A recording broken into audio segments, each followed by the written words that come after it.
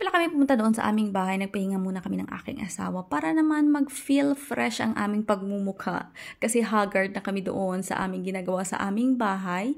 Tonight kasi is pupunta kami sa party at ito na pala yung oras. At nagsisimula na ako dyang mag-makeup sa aking sarili. Bale ako lang ng makeup, very simple lang. Yung ginawa ko dyan sa aking mukha kasi kapag ikaw ay pumunta pa dito sa salon, is very expensive yung bayad sa amin. So why not coconut kung medyo may kaalaman ka naman sa pagme-makeup, ikaw na lang mag-makeup sa sarili mo.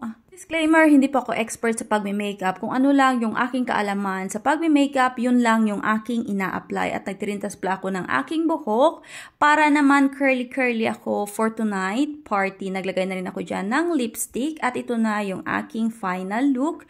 Tapos naglagay na rin ako dyan ng ganyan, ewan ko anong pangalan, nakalimutan ko.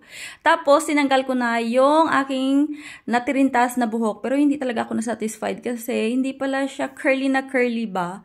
At ito na nga yung aking final look, yung aking dress pala dyan, is galing yan sa Temo. Binili ko pa nung nakaraan. Mabuti na nga lang is nagkasya sa akin kasi nga 'di ba mataba na ako. Dumaan pala muna kami dito sa aming bahay kasi kukunin namin yung stroller ng Yana. Nakalimutan kasi namin dalhin nung nakaraan at dadalhin nga namin siya sa party para in case naman na makatulog yung Yana, meron siyang matutulugan ba. Medyo may kalayuan pala yung reception nila kasi yun ay malapit sa sakayan ng Bulgaria at first time namin ng aking asawa na pumunta sa area na yun kasi mostly ng mga party na dinadaluhan namin, dito lang talaga yung kanilang reception sa my center. Yung mga tao pala dito kapag invite kanila sa mga kasal is kailangan 3 months before the wedding kasi kailangan mong mag-prepare ng ibibigay mo sa kanila kasi yung binibigay dito is pera, hindi po siya mga regalo. At natatanaw na namin yung area kung saan igaganap yung reception. Kita nyo ba yan?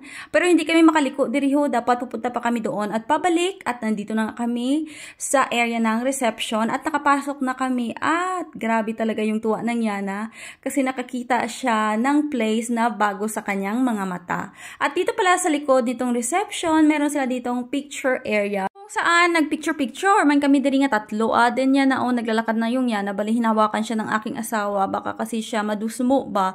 At ang dami ding tao dito sa likod kasi nga they are having a pictures. At yan ang Yana, nagka-clap-clap. At nagsimula na nga dito yung party. Ito talaga yung all-out na kaganapan dito. Yung mga tao, unlimited talaga yung sayawan until the morning. Yes, yung party dito is until 5 in the morning talaga siya. At yan ang Yana, hindi siya hinahayaan ng aking asawa na maglakad mag-isa. Kaya nagkakadusmo-dusmo ba siya? Nagsayaw na pala dito yung bride, tsaka yung groom. Bali, yung kakilala lang namin dyan is yung groom kasi yan yung katrabaho ng aking asawa. At hindi rin ako masyadong nag-video dito kasi mostly na mga bisita nila is nagkatrabaho sa mga altas syudad ba.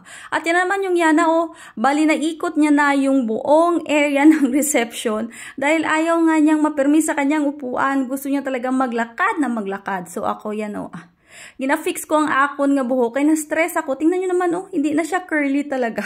Bumalik na siya sa dating itsura. At bali nagsasalitan lang kami ng aking asawa sa pagbabantay kay Yana. Talaga namang nag-enjoy itong aking anak kasi may nakita siyang kalaro ba? May kalaro siya dyan together with the father ng bata.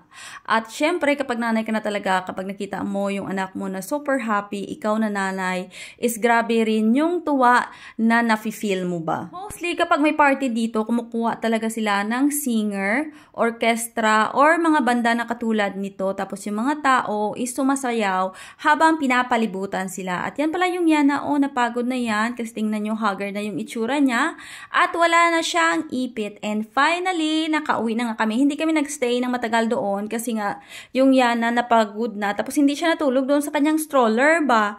Nagstay lang kami hanggang 12 in the night at nandito na nga kami sa bahay. First time ko talaga na makatanggap ng pa-take out galing sa party kasi mostly ng mga party na pinupuntahan namin wala talaga silang pa-take out. 'Di ba nga yung party is until 5 in the morning. So yung pagkain dapat supposed to be nakakainin namin until 5, pinatala na lang talaga ng bride sa amin. Tapos ito nga yung binigay niya, 2 cake kasi 2 kami ng aking asawa. Tapos merong barbecue, chicken and pork. Pag pumunta ka dito sa party, ewan ko lang sa iba ha, pero this is only on my experience na yung pagkain mo is bayad mo. Yes po, hindi po siya free. Na kapag pumunta ka sa party, kain ka lang ng kain, no. Kailangan mo siyang bayaran. Then, the other extra, yun yung magiging regalo nyo sa bagong kasal. At tingnan nyo naman yung cake ko, yummers. Thank you for inviting us.